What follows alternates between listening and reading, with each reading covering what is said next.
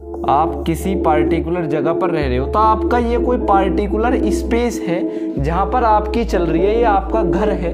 This is a home, this is you, ये आपका home. अब आपकी यहाँ पर चलती है कि भाई मैं जिसे चाहूँ किसी दूसरे इंडिविजुअल को यहाँ पर एंटर करा सकूँ या उसे यहाँ से भगा सकूँ। Hello guys, welcome to NCERT classes by बढ़ाना। Today I will discuss about the chapter Electric Charges and Fields। आज हम फिर से लेक्चर नंबर 2 में आपका स्वागत करते हैं। हमारा चैप्टर चलने वाला है same electric charges and fields, इसका लेक्चर नंबर 2। देखिए, सबसे पहले मैंने लेक्चर नंबर 1 में आपको क्या पढ़ा है, मैं आपको रिकैप कराने जा रहा हूँ कि मैंने आपको 5-7 टॉपिक लेक्चर 1 में पढ़ा है। सबसे पहले चार्ज क्या होता है, टाइप ऑफ चार्ज क्या होते हैं, या चार्ज की कुछ विशेष प्रॉपर्टीज क्या होती हैं, या कुलाम्स लॉ की वेक्टर फॉर्म या प्रोडक्शन ऑफ चार्जेस, या सुपरपोजिशन प्रिंसिपल, जिसे हम फोर्स बिटवीन मल्टीपल चार्जेस भी बोलते हैं। शायद मैं ऐसा उम्मीद करके चल रहा हूँ कि आपने वो लेक्चर देखा होगा, उसके बेहतरीन नोट्स बनाए होंगे और एनसीईआरटी के भी आपने 5 क्वेश्चन कम से कम कर लिए होंगे लेक्चर 1 से, लेक्चर 1 के कंसेप्ट से, क्योंकि कुलाम्स लॉ के 4-5 क्वेश्चन हैं एनसीईआरटी में और साथ में लैंग्वेज के भी क्वेश्चन हैं, जैसे लॉ ऑफ कंजर्वेशन या क्वांटाइजेशन ऑफ चार्जेस, वो सारी बातें हैं।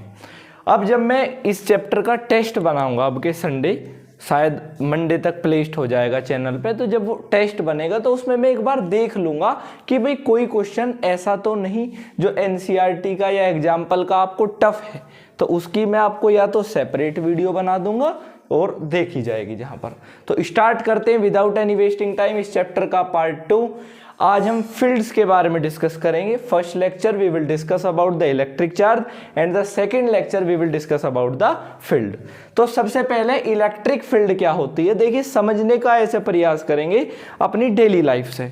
पहली बात, जैसे आप हो, आपका कोई पर्टिकुलर एरिया होता है कि भाई जैसे आप किसी जगह पर रह रहे हो, आप किसी पार्टिकुलर जगह पर रह रहे हो, तो आपका ये कोई पार्टिकुलर स्पेस है जहां पर आपकी चल रही है, ये आपका घर है। This is a home, this is you, ये आपका होम है। अब आपकी यहाँ पर चलती है कि भाई मैं जिसे चाहूँ किसी दूसरे इंडिविजुअल को यहाँ पर एंटर करा सकूँ या उसे यहाँ से भगा सकूँ, यहाँ पर सिर्फ आपका राज चलता है। उसी तरह से जो हमारा चार्ज होता है, चाहे वो पॉजिटिव चार्ज हो चाहे वो नेगेटिव चार्ज हो, तो वो अपने आसपास इतना क्षेत्र को पैदा करता है कि वो उस पर कोई फोर्स लगा सके, या तो वो किसी चार्ज को अट्रैक्ट कर सके या किसी वो दूसरे चार्ज को रिपेल कर सके। इस पर भी ज़्यादा दिमाग नहीं लगाना कि सर नेगेटिव पॉजिटिव को तो अट्रैक्ट करता, अभी सिर्फ समझाने का मतलब है। वो तो मैंने आपको बता दिया कि जी पॉजिटिव तो आपस में रिपेल करते हैं, नेगेटिव पॉजिटिव तो अट्रैक्ट करते हैं, उससे कोई भी बात बड़ी है नहीं। सिर्फ समझाने का प्रयास करा जा रहा कि कोई चार्ज अपने आसपास कोई क्षेत्र प्रोड्यूस करता है, कोई रीजन प्रोड्यूस करता है, जिस पर वो अपने अनुसार एक फोर्स लगा देता है, हम उसे इलेक्ट्रिक फील्ड बोलते हैं। चलिए मैं इसकी डेफिनेशन लिख देता हूं कि इलेक्ट्रिक फील्ड क्या होती है। The region around a charge, charge के आसपास का वो क्षेत्र, the region around a charge of any charge expenditure a force, of any charge expenditure a force, यानी कि उस पर कोई फोर्स को लगा सके, expenditure a force called electric field. हम इसे क्या बोलते हैं, हम उसे इलेक्ट्रिक फील्ड बोलते हैं, कॉल्ड इलेक्ट्रिक फील्ड। क्लियर है इतनी बात। अब इलेक्ट्रिक फील्ड को डिनोट किससे करा जाता है, it is denoted bye E. Electric field को हम ई से डिनोट करते हैं। तो इलेक्ट्रिक फील्ड बिल्कुल क्लियर हो चुका होगा कि भाई चार्ज का वो आसपास का वो क्षेत्र जिसमें वो किसी दूसरे चार्ज पर फोर्स लगा सकता है, अट्रैक्शन फोर्स भी लगा सकता, रिपल्सन फोर्स भी लगा सकता। पॉजिटिव चार्ज पर रिपल्सन फोर्स लगाएगा, पॉजिटिव चार्ज नेगेटिव चार्ज पर अट्रैक्शन फोर्स लगाएगा। Next topic electric field intensity, कि आखिर में इलेक्ट्रिक फील्ड इंटेंसिटी क्या होती है। देखिए, electric field intensity is a ratio of force per unit test charge. इस डेफिनेशन को आप लिख देंगे कि इलेक्ट्रिक फील्ड इंटेंसिटी क्या बोलती है, it is a ratio of force per unit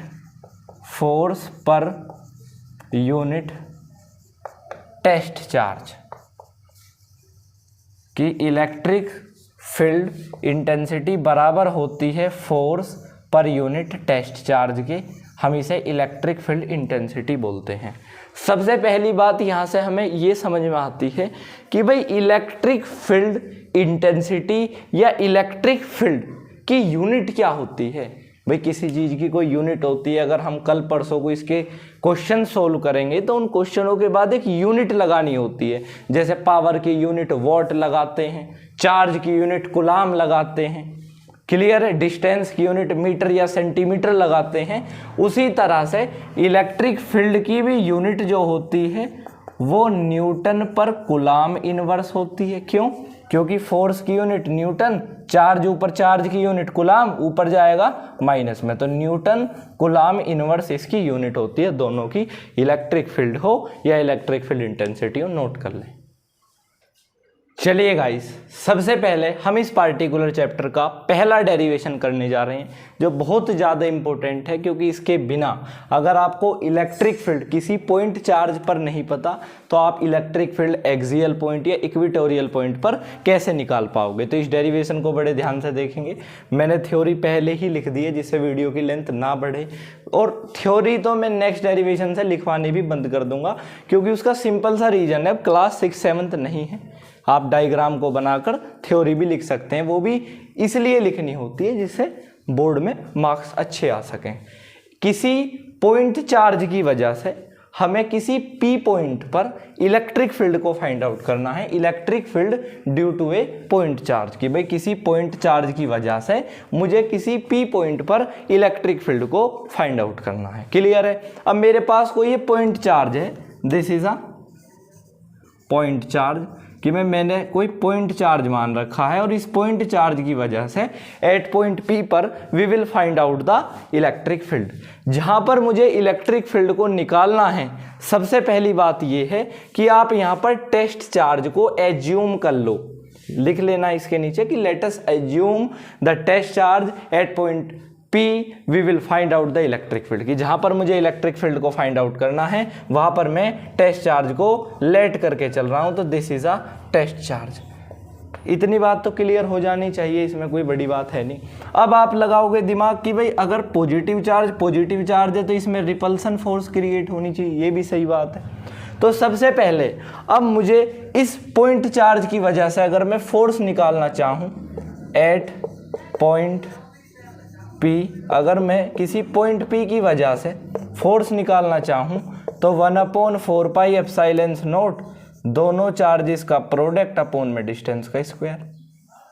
equation number 1 इसे लेट कर लिया कि जब मैं फोर्स निकालूंगा एट पॉइंट P पर तो 1/4 पाई एप्सिलॉन नॉट दोनों चार्जेस का प्रोडक्ट अपॉन में डिस्टेंस का स्क्वायर। तो मुझे पता है अगर मैं यहां से फॉर्मूला लगा दूं, in this case electric field intensity का अगर मैं यहाँ से फॉर्मूला लगा देता हूँ तो इलेक्ट्रिक फील्ड इंटेंसिटी क्या बोलती है कि electric field intensity is a ratio of force per unit test charge. तो इलेक्ट्रिक फील्ड अगर मैं यहाँ से फोर्स की वैल्यू रखता हूँ तो 1/4 pi epsilon naught Q naught upon R square upon में क्यू नॉट। अब क्यू नॉट से क्यू नॉट कैंसिल हो सकता है, तो इलेक्ट्रिक फील्ड इंटेंसिटी का, या इलेक्ट्रिक फील्ड कह सकते हो, इलेक्ट्रिक फील्ड इंटेंसिटी कह सकते हो, किसी पॉइंट चार्ज की वजह से E is equal to 1/4 pi epsilon naught Q upon R square आ गई। क्लियर है? इतनी बात तो समझ में आई गई होगी कि भाई इलेक्ट्रिक फील्ड किसी पॉइंट चार्ज की वजह से 1/4 pi epsilon naught Q upon R square होती है। इसे नोट कर लें। चलिए गाइस स्टार्ट करते हैं। टॉपिक है इलेक्ट्रिक फील्ड लाइंस। अब ऐसा बताया जाता है कि भाई इलेक्ट्रिक फील्ड लाइंस एक ऐसी वेक्टर क्वांटिटी है। वेक्टर क्वांटिटी का मतलब समझते हो कि उनके पास मैग्नीट्यूड और डायरेक्शन दोनों चीजें हैं। पहली बात, इलेक्ट्रिक फील्ड लाइंस की डायरेक्शन उधर होती है जिधर फोर्स लगती है। जैसे फॉर एग्जाम्पल मेरे पास कोई चार्ज है और मेरे पास कोई पॉइंट चार्ज है। अब ये दोनों रिपल्सन करेंगे तो फोर्स रिपल्सिव लगी। अब जिधर फोर्स लगेगी उधर इलेक्ट्रिक फील्ड लाइंस की डायरेक्शन होगी। तो इलेक्ट्रिक फील्ड लाइंस लिख लेंगे कि electric field lines are the vector quantity, कि इलेक्ट्रिक फील्ड लाइंस क्या होती हैं, ये वेक्टर क्वांटिटी होती हैं, are the vector quantity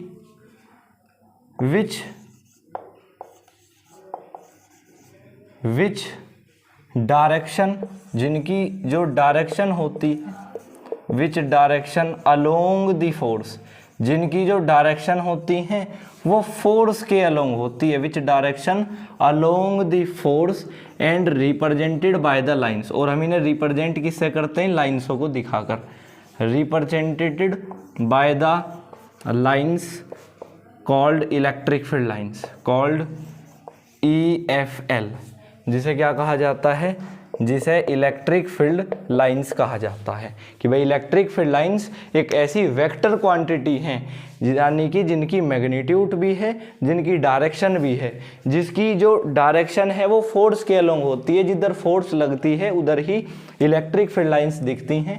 electric field lines को हमेशा लाइन से रिप्रेजेंट कराया जाता है।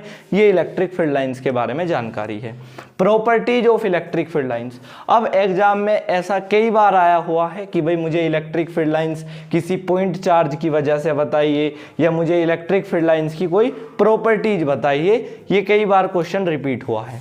सबसे पहली मोस्ट इंपॉर्टेंट इसकी प्रॉपर्टी मैं मानता हूं कि इलेक्ट्रिक फील्ड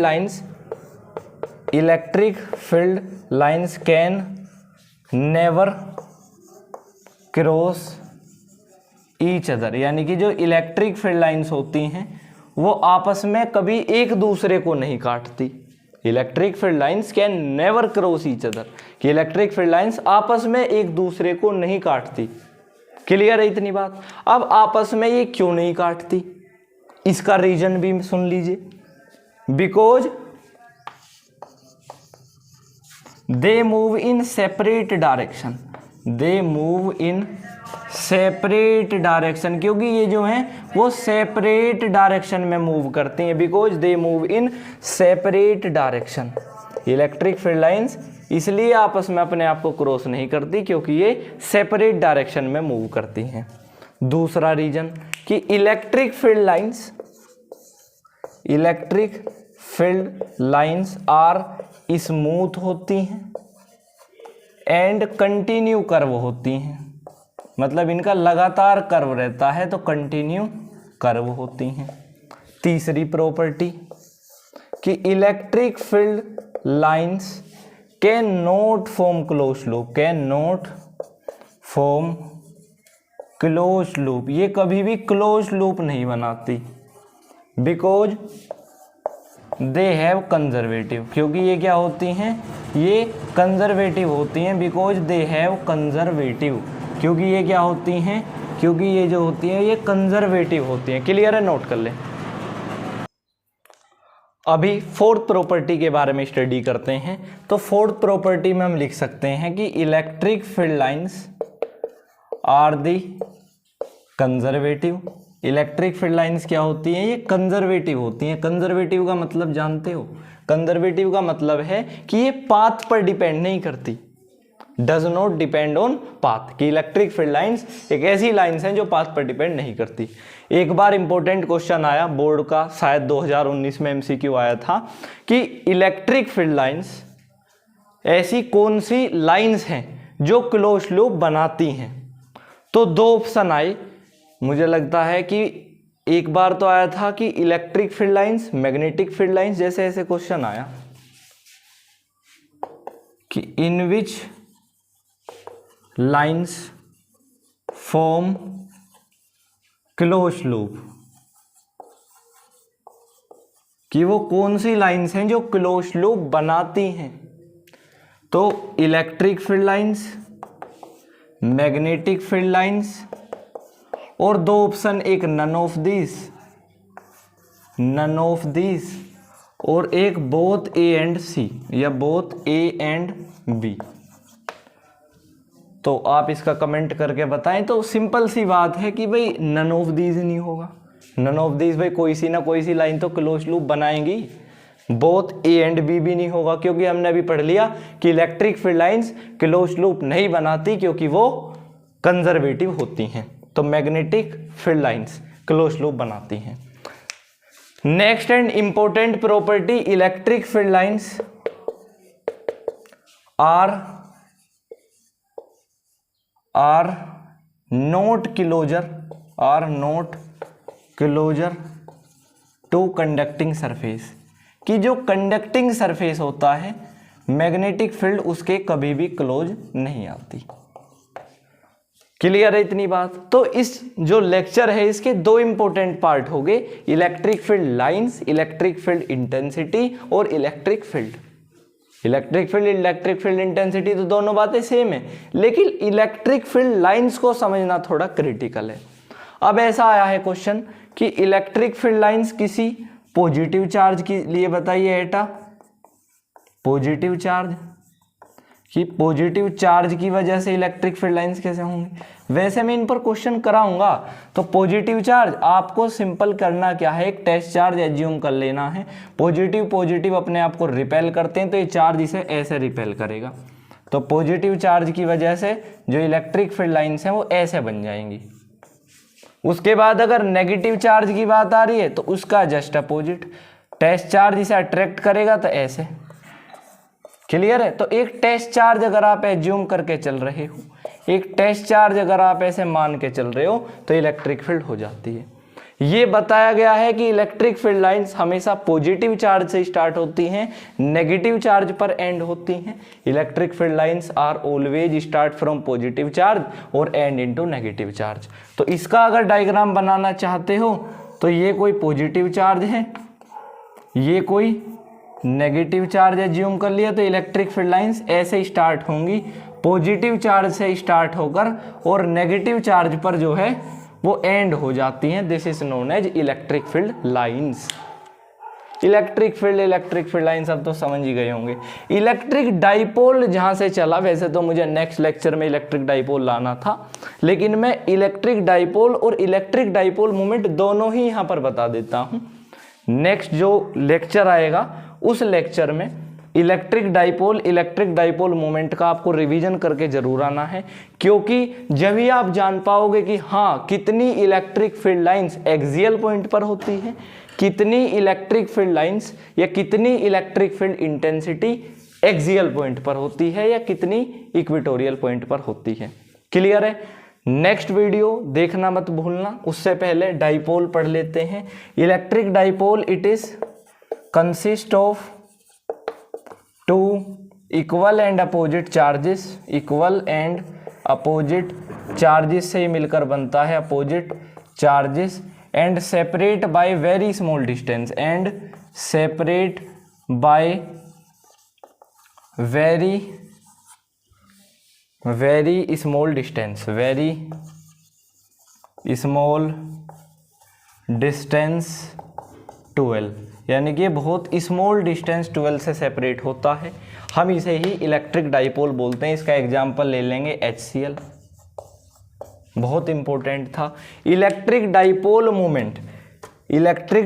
मोमेंट अपने आप का बहुत ज़्यादा इंपॉर्टेंट टॉपिक है, क्योंकि इट इज़ अ